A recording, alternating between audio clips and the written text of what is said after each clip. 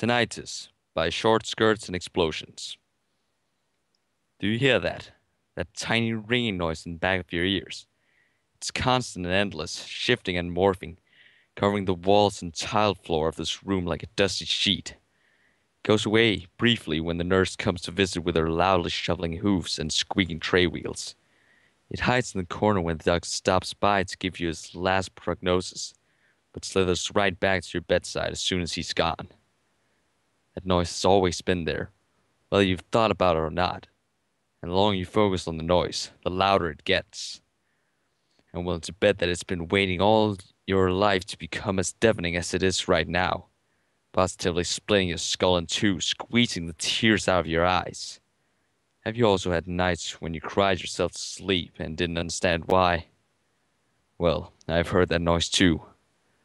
Only I know where it comes from. I know what it's trying to hide. I know about the bad place. Shh. Try not to breathe too loudly. We can make noises too, noises that can be heard beyond the wall of this infirmary. Not all things in the darkness use their ears to listen. They can sense the noise beneath our breaths, beneath our heartbeats, that have belonged to living things before the birth of time. Lie close to me, and I will keep you still. I'll absorb the noise, and I will use it to produce a whimper, a holy sound. For I am about to tell you a story, the eternal story.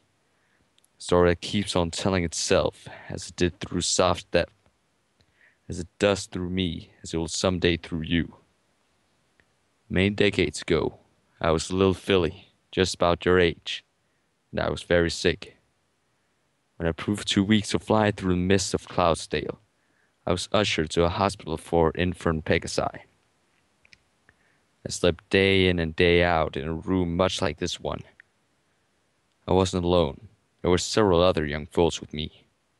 We all suffered from one debilitating condition or another. Honestly, I can't remember exactly what my diagnosis was. Whenever I asked my parents, they would tactfully avoid the topic. I'd see a darting twitch to their eyes, as if they expected someone to leap out of the shadows at us upon the sheer mention of those years.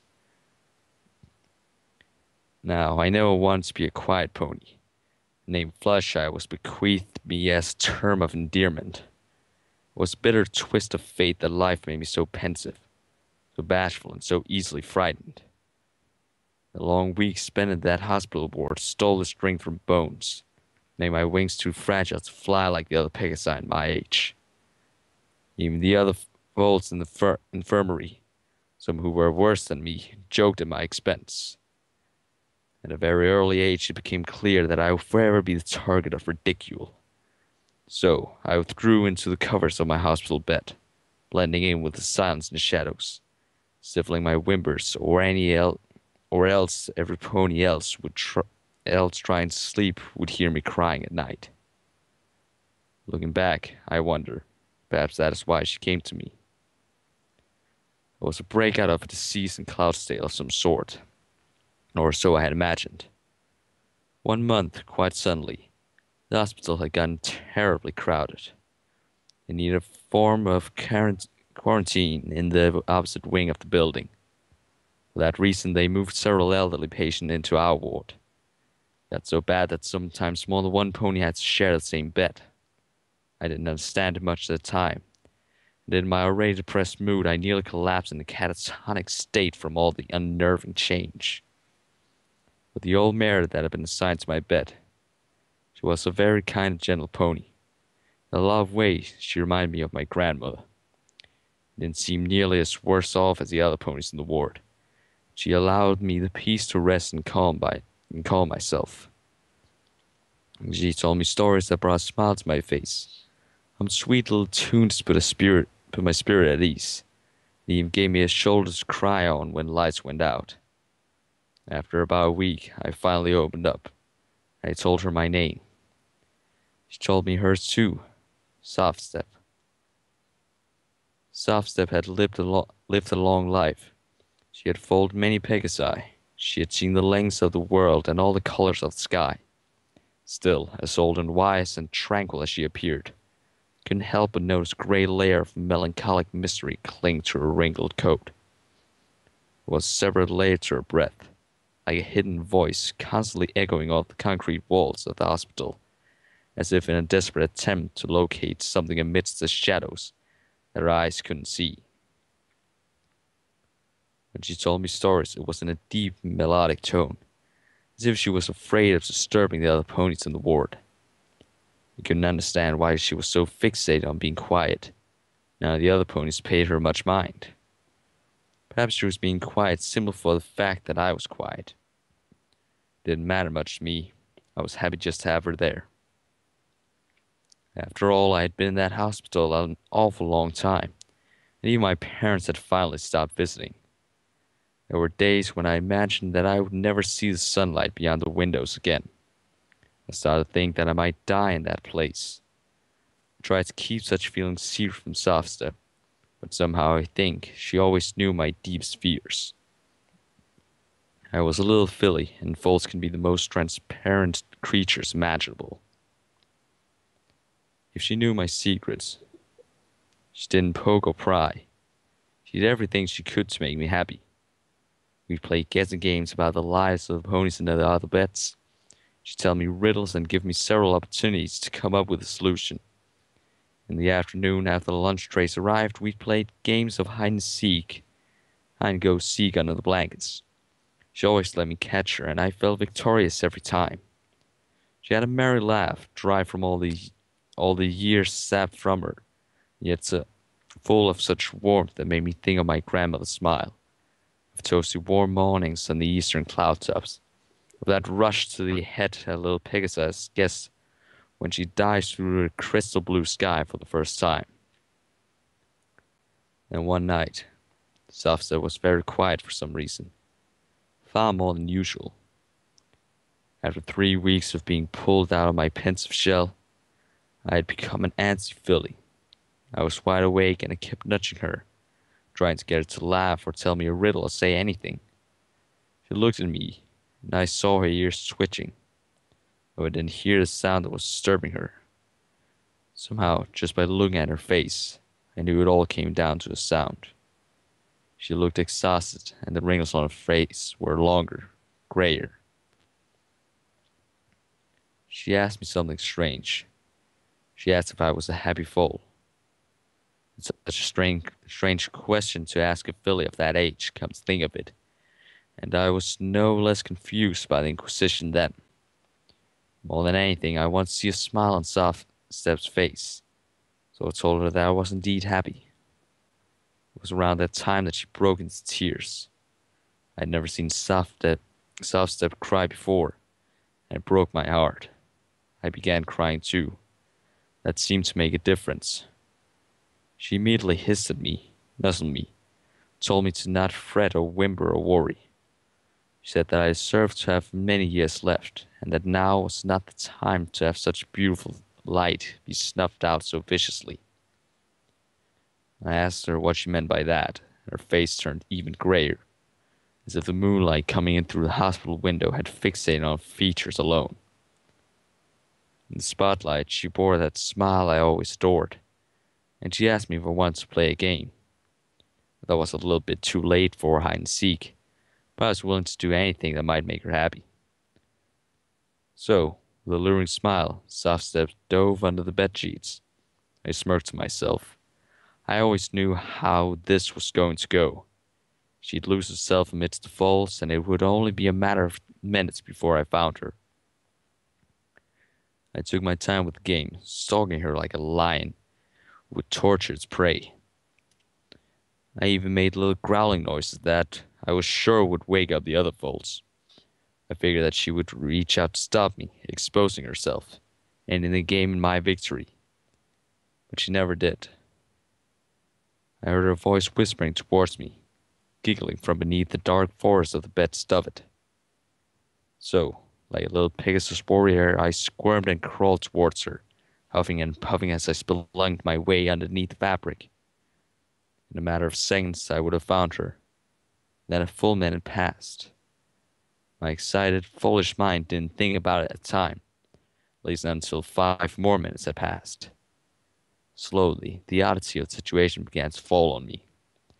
I felt my shoulders and wings sagging, while the blanket had become heavier, even darker somehow. I should have been hot. I should have been sweating, but a cold chill had fallen over the bed, as if a nurse had crept by to open the windows to a wintry wind above. All the while, soft-step whispering voice sang to me, urging me to crawl and climb deeper down the tunnel of sheets.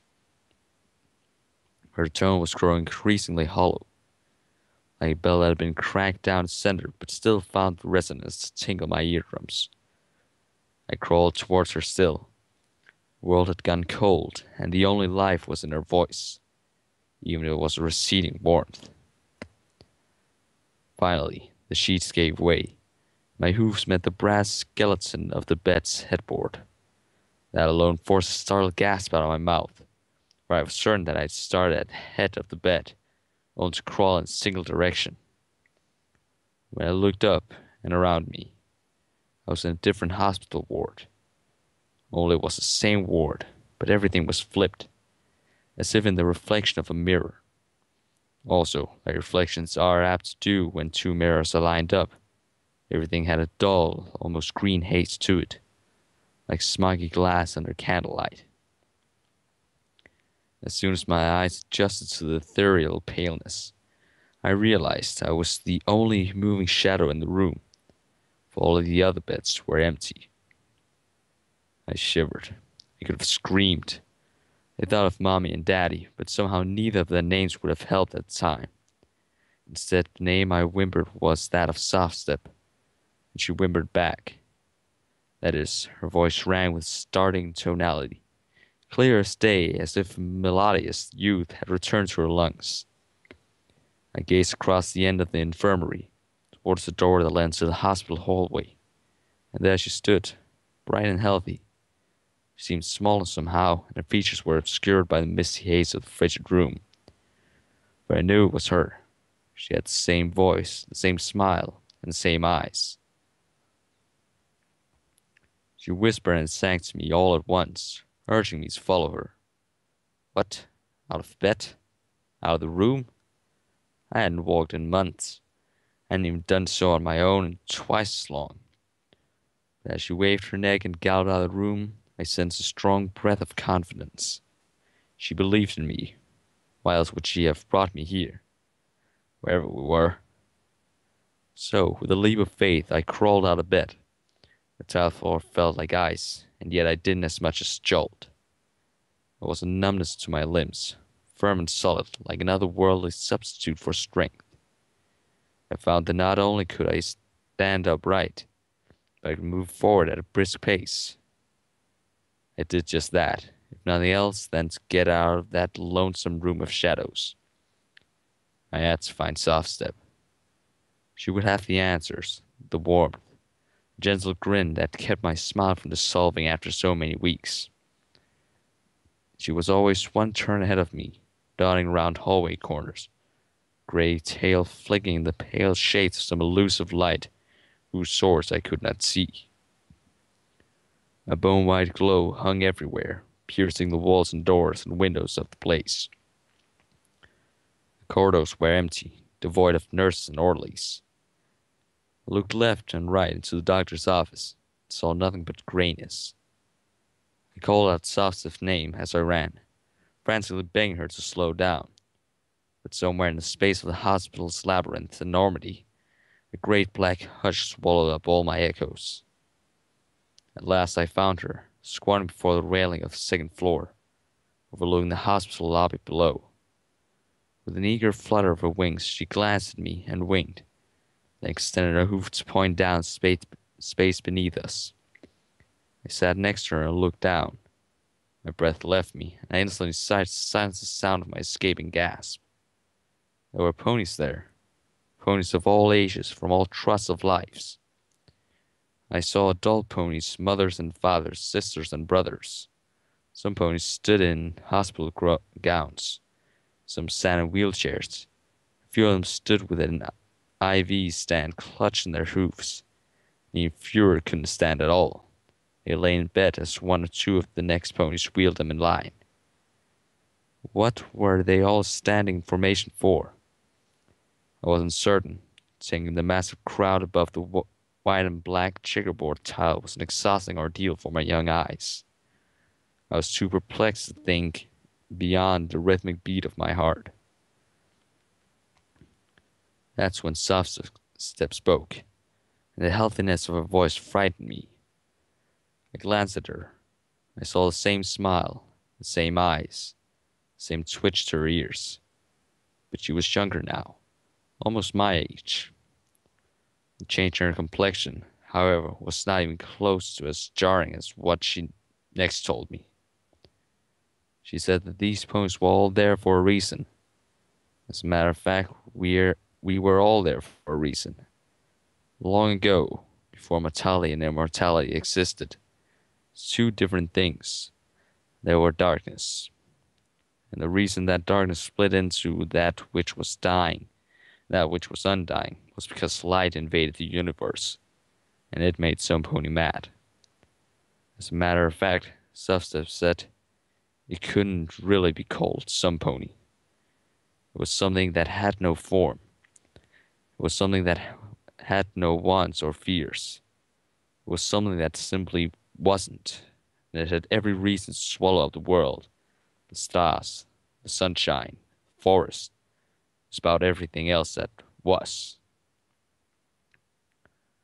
That was the birth of the bad place, she said. It was a place that had no words, only a sound. A long, labored, wheezing sound, like a death rattle that didn't know how to give into the blissful kiss of silence.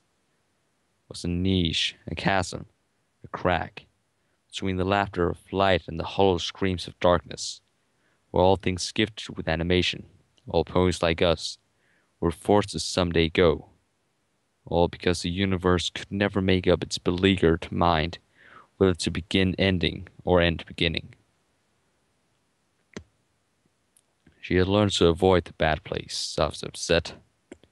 She had found a way out, where all other ponies, the bodies lurking in the lobby beneath us, had all given in. She was proud of herself, ecstatic with her triumph.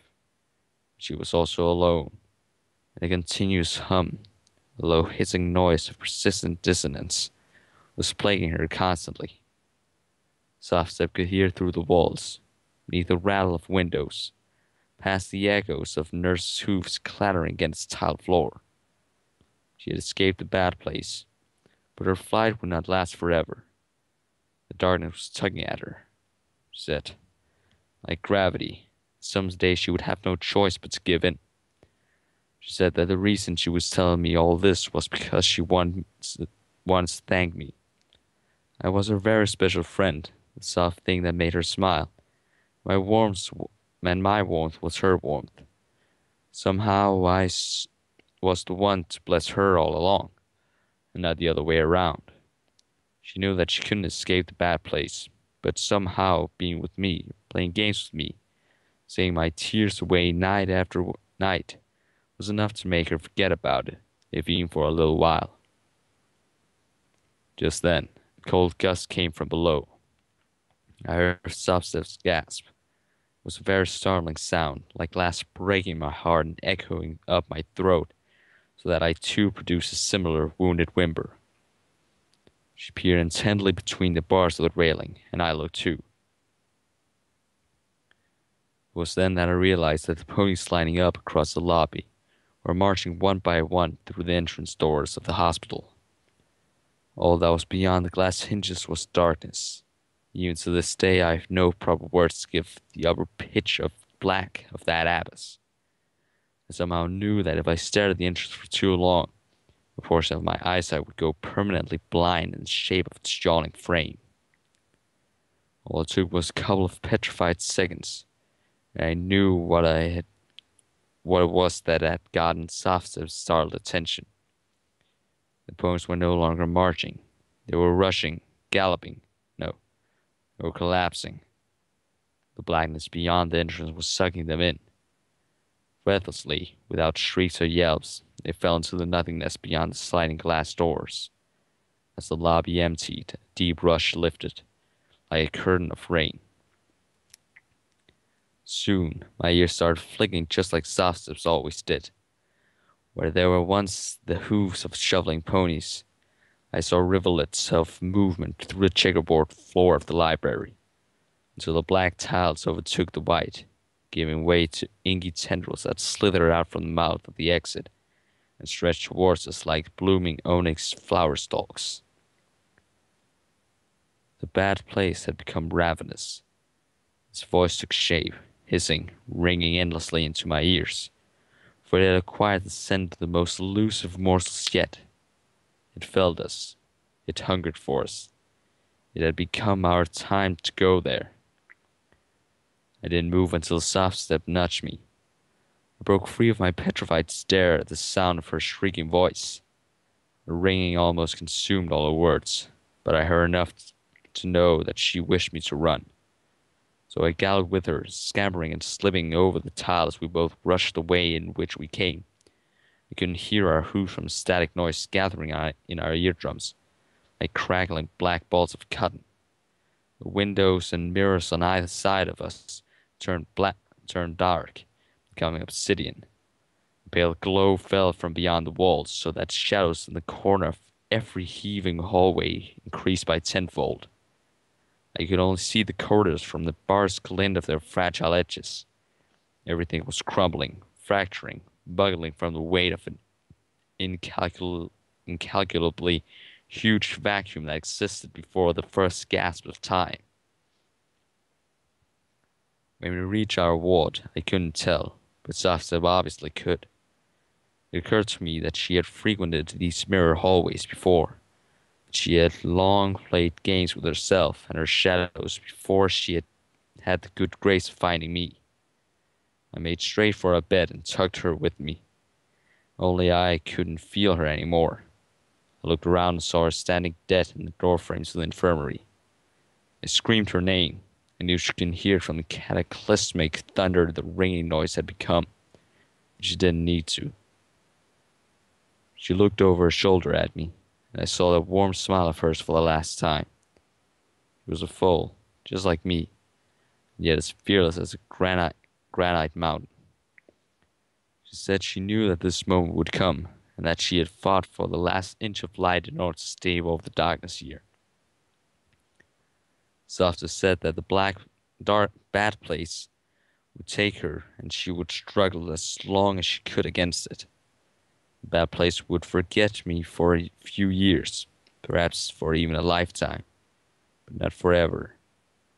It was her one gift to me, the one gift she had always wanted to bestow since the first day she saw me lying in bed, suffering, crying, dying far too soon before my time.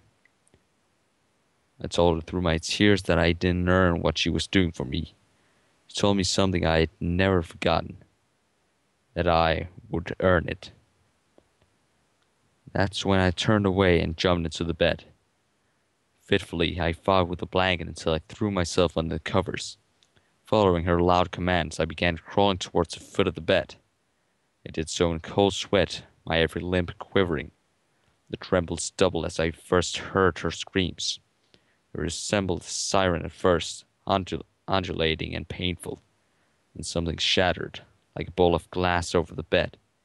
The pitch left her cries, falling lower and lower in tone, sending rivulets of dying nebulous energy through the bedsheets until her sobs became one with the endless hiss. By the time I reached the opposite end of the bed, my ears were ringing.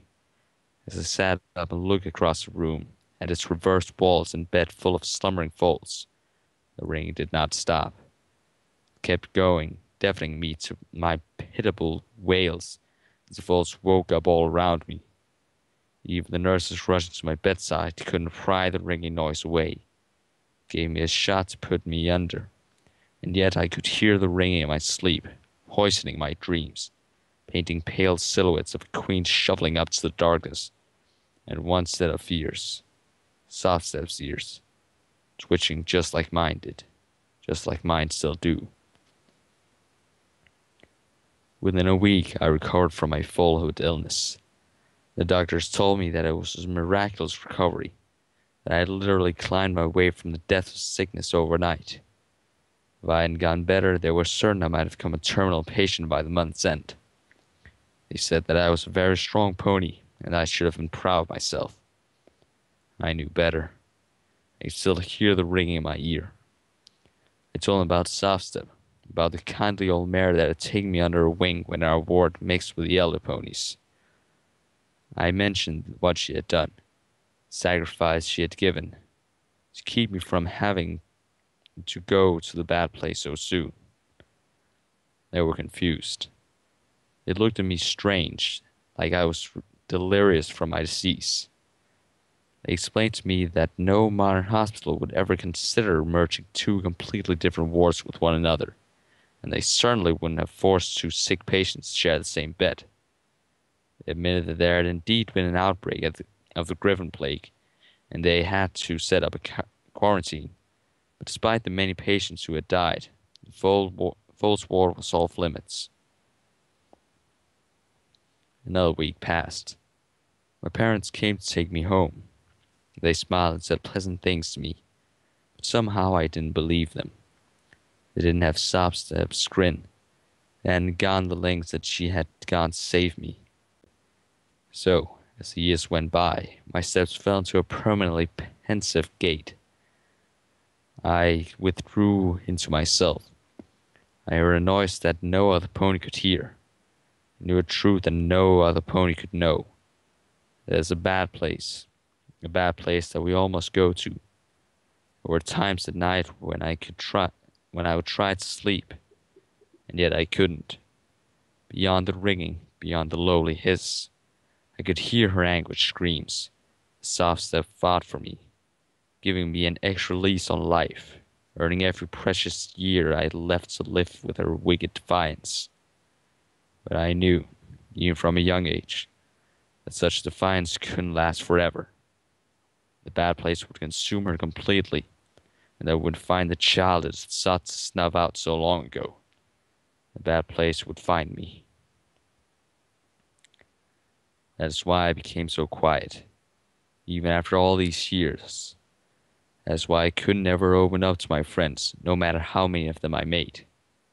How can you be talkative and energetic when you have such a secret to keep, such a heavy burden to carry on your fragile wings? I realized that I had a purpose in life, a mission to dedicate my years to. Since I've fought to keep me living longer, I need to make the best of it. And so I have. I have foaled many children. I've touched many lives. I've helped my friend save Equestria on multiple occasions. I've restored this world to harmony, allowing it to thrive and revel in the warming light. There would come a time when that light would get snuffed out, and though I may not have been strong enough to prolong the warmth for every pony, I certainly can do what I can to bless you. So do not be ashamed to cry. Do not be worried about the need to cough or wheeze or shiver. It will pass, as all things do. I know that you hear the noise. I know that you've heard it all your life. It goes beyond this infirmary, beyond the walls of this hospital, beyond the shadows of your room when you shivered under your covers and wept for reasons you would not understand, until now. We are the few who must know, who must wrestle this darkness to keep the light alive. Isn't that something to mourn, but something to rejoice in? For strength did not exist until we came upon the thoughtless black plains of the universe to give it a name. I've enjoyed the time that we have had together, but I must go. I love you dearly, and I will be thinking of you with every step I take into the abyss. I know that you will be thinking about me too, but I hope that you someday go beyond that, just as I had to go beyond my loss of Softstep. When you see me slide under the covers, and when you see the blankets deflate to flat nothingness, as if no elderly mare was there to begin with, I know that you will hear me in the noise. It may sound like screaming at first, but if you pay close enough attention to the ringing, you will hear my victory shouts. I shall be cheering for you. For I will have kept you on this earth a little while longer. You will have many days ahead, days of discovery, days of delicious joy and palpable sadness. You will bring life into this world, and you will usher souls into sleep. And some day, when you are old and sapped of vigor, when that dull hush of noise starts to sound like the tone of your own labored breaths, it will be your turn to meet some pony, to cherish them, to go to the bad place in their stead, to save them just as I have saved you. The end.